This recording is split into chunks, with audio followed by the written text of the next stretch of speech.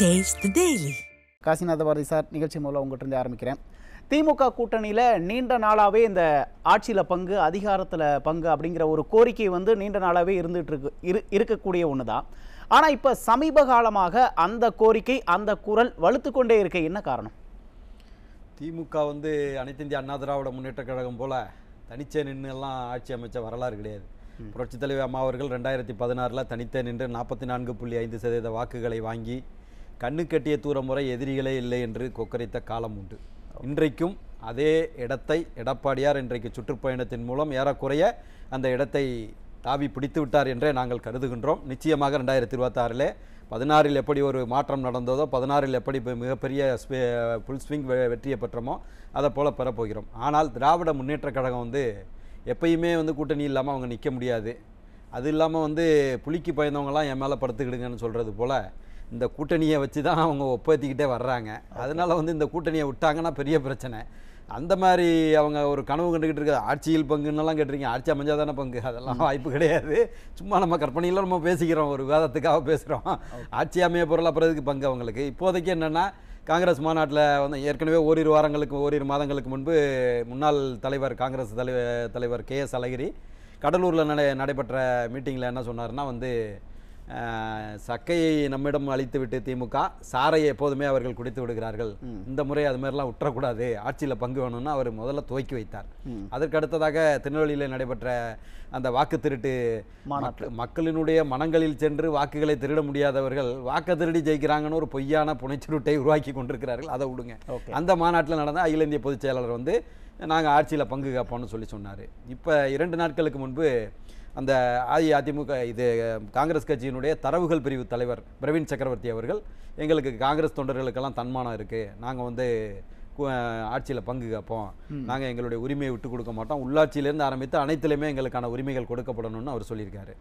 இதே கருத்தை தான் ஓரிரு ஆண்டுகளுக்கு முன்பு ஆதவ அர்ஜுனா, அன்றைக்கு விடுதலை சிறுத்தைகளுடைய துணை பொதுச் செயலாளர் இருந்த ஆதவ அர்ஜுனா அவர்கள் ஆட்சியில் பங்கு வேணும்னு. ஆனால் ஒட்டுமொத்தமாக திமுக கூட்டணி கட்சிகள் இந்த கோரிக்கையை முன் வச்சுட்டாங்க. ஆமாம், முன்வைத்து கொண்டிருக்கிறார்கள்.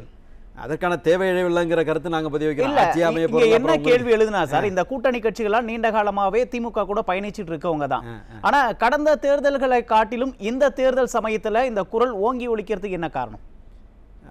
நிச்சயமாக அனைத்து இந்திய அண்ணா திராவிட முன்னேற்ற கழகம் ஒரு பெரிய கூட்டணி அமைக்காது, நமக்கெல்லாம் ஒரு வாழ்வு இருக்குன்னு அவங்க நினச்சிக்கிட்டு இருந்த காலம் உண்டு.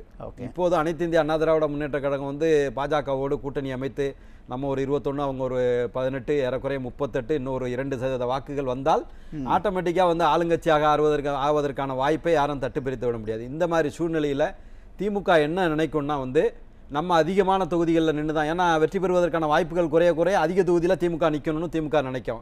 அப்படி ஒரு வாய்ப்பு வருகின்ற போது நமக்கெல்லாம் இருக்கிற சீட்டை ஏற்கனவே 63 நாயன்மார்கள் அவங்க 2011 இதில் 11 வாங்கியது போல், மிரட்டி வாங்கியது போல் திமுகவை மிரட்டி தான் வாங்கினாங்க. மேல்மை இதில் ரெய்டு நடந்துக்கிட்டு இருந்துச்சு அறிவாலயத்தில். கீழ் இதில் அவங்க பேச்சுவார்த்தை நடத்தி 63 தொகுதிகளை பெற்றாங்க.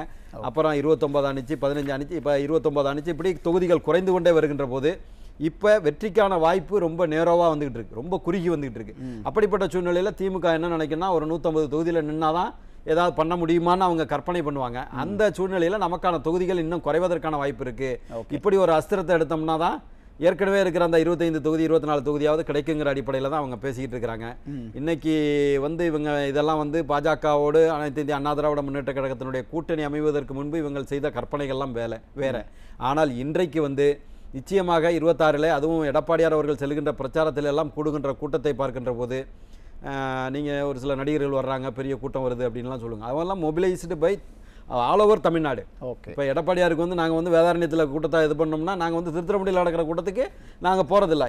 அந்த பூத் கமிட்டியில் அந்த சட்டமன்ற தொகுதி வாரியாக மட்டும்தான் இந்த மாதிரி ஒரு இதை பண்ணுறாங்க. இந்த கட்டமைப்பை தமிழகத்தில் வேறு எந்த கட்சிக்கும் கிடையாது. உங்களுக்கு ஒரு சட்டமன்ற தொகுதியில் 3 இடம் எடுத்து அங்கே ஒரு 30,000 பேரை கூட்டுறோம்னா, ஒவ்வொரு வில்லேஜ்லையும் இருந்து 4 வேணும் 5 வேணும் வரணும். இந்த அளவுக்கு வருவதற்கான கட்டமைப்பு பாக்கி கட்சிகளில் இருக்கான்னு கேட்டிங்கன்னா, எந்த கட்சியிலையும் தமிழகத்தில் திமுக உட்பட எந்த கட்சியிலையுமே கிடையாது. அதாவது திமுகவும் அதிமுகவும் எல்லா இடத்துலையுமே சமகாலத்தோடு இருக்கும். ஒரு இடத்துல செயல்பாட்டாளர்கள் மூலமாக கூட இருக்கும், கம்மியாக இருக்கும். ஆனால் இப்போது பொதுமக்களுடைய வெறுப்பும் சேர்ந்ததற்கு பிறகு இன்னைக்கு பொதுமக்களுடைய கூட்டணி அனைத்து இந்திய அண்ணா திராவிட முன்னேற்ற கழகத்திற்கு பெரிய கூட்டணியாக வந்து புரியுது சார். இங்க என்ன சந்தேகம் வருதுன்னா, இப்ப புரட்சி தலைவி ஜெயலலிதா அவர்கள் 2016 தனித்து போட்டியிட்டு வென்று மிகப்பெரிய சாதனை படைச்சாங்க. அந்த மாதிரியான ஒரு சூழலை இப்ப எதிர்க்கட்சி தலைவர் எடப்பாடியார் உருவாக்கி இருக்கிறதன் காரணமாக இப்ப கூட்டணி கட்சிகள், திமுக இருக்க கூட்டணி கட்சிகள் குரல் கொடுக்க ஆரம்பிக்கிறாங்களா திமுகவுக்கு எதிராக? அதுதான் சொல்றோம். அவங்களுக்கு என்ன, அவங்க நிக்க வேண்டிய தொகுதி கூட வந்தாதான் அவங்க வெற்றி பெற முடியுங்கிறத அவங்க யோசிச்சு பார்க்க முடியும். ஏன்னா இப்ப இருக்கிற அபரிமிதமான வெறுப்புல தான் இவ்வளவு கூட்டம் வருது. கூட்டுறாங்க, மொபிலைஸ் பண்றாங்கன்னா இந்த மொபிலைசேஷனை தமிழகத்தில் இருக்கிற வேற எந்த தலைவருக்கு பண்ண முடியும்? தமிழகத்தில் இருக்கிற வைகோ இருக்காரு, எத்தனையோ தலைவர்கள் இருக்காங்க. அவங்களுக்கெல்லாம் அந்த மொபிலைசேஷனை பண்ண முடியுமானா பண்ண முடியாது. ஏன்னா அந்த ஈர்ப்பு இருந்தால் மட்டும்தான் பண்ண முடியும். நான் 2019 எடப்பாடியார் அவர்கள் இங்கே கஜா புயல் சமயத்தில் வேதாரண்யம் வந்தபோது பார்த்துருக்கிறேன். அப்போது ஒரு பெரிய கூட்டம்லாம் கிடையாது. ஆனால் இன்னைக்கு எமர்ஜென்சி லீடராக மாறிட்டார். இன்னைக்கு வந்து புரட்சித் தலைவி அம்மா அவர்கள் வந்தால் எவ்வளவு கூட்டம் கூடுமோ அதை போல கூட்டம் இன்றைக்கு கூடிக்கொண்டிருக்கிறது. நம்ம ஒரு இடத்தில் மட்டும் இல்லை, மக்கள் செல்வாக்கு அதிகரிச்சுக்கிட்டே இருக்கு. எமர்ஜென்சி பரிணாம வளர்ச்சி அடைந்து கொண்டே இருக்கிறது நம்ம பார்க்குறோம். அடுத்து ஒவ்வொரு தொகுதியிலுமே வந்து அந்த தொகுதிக்காக ஏதோ ஒன்று ஏறக்குறைய வந்து 2011 to 2021 வரைக்கும் 21 மருத்துவக் கல்லூரிகளை உருவாக்கி இருக்கிறோம். அப்போ ஏறக்குறைய வந்து 11 மருத்துவக் கல்லூரிகள் எடப்பாடியார் பேரில் அந்த 4.5 வருஷத்துல கொரோனா பேரிடர்லையும் உருவாக்கப்பட்டது. அப்போ ஒவ்வொரு மாவட்டத்துக்கு செல்கின்ற போது இங்க நான் இதை செஞ்சிருக்கிறேன், அங்க நான் இதை செஞ்சிருக்கேன். நாகப்பட்டினத்தில் ஒரத்தூர்ல மருத்துவக் கல்லூரி, மீன்வள பல்கலைக்கழகம், ஆசியாவிலே எங்கேயும் கிடையாது, நாகப்பட்டினத்தில் மட்டும்தான் மீன்வள பல்கலைக்கழகம். இப்படி ஒவ்வொரு தொகுதியிலையும் சொல்வதற்கான வாய்ப்புகள் இருக்கு.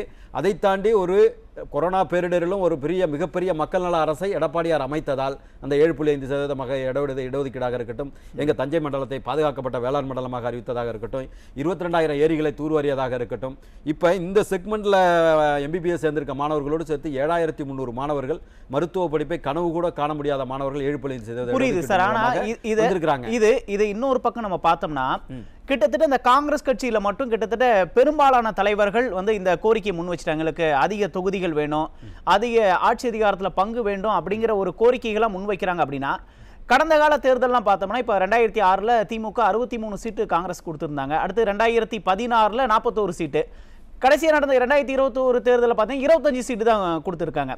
அப்போ திமுக கூட்டணியில் நம்ம இருக்கும்போது நம்ம ஒவ்வொரு தேர்தலுக்கும் நம்ம தேய்ந்து கொண்டே வரோம், இல்ல நம்மளோட சுயத்தை இழக்கிறோம் அப்படின்னு கூட்டணி கட்சிகள் புரிஞ்சுக்கிட்டாங்களா? இப்போ நிச்சயமா புரிஞ்சுக்கிட்டாங்க. அடுத்ததாக வந்து எத்தனை சீட்டு கொடுத்தாலும் இவங்க 15 தானே ஜெயிக்கிறாங்க. நீங்க 100 சீட்டு கொடுத்தாலும் இவங்க 15 தான் ஜெயிக்க போறாங்க.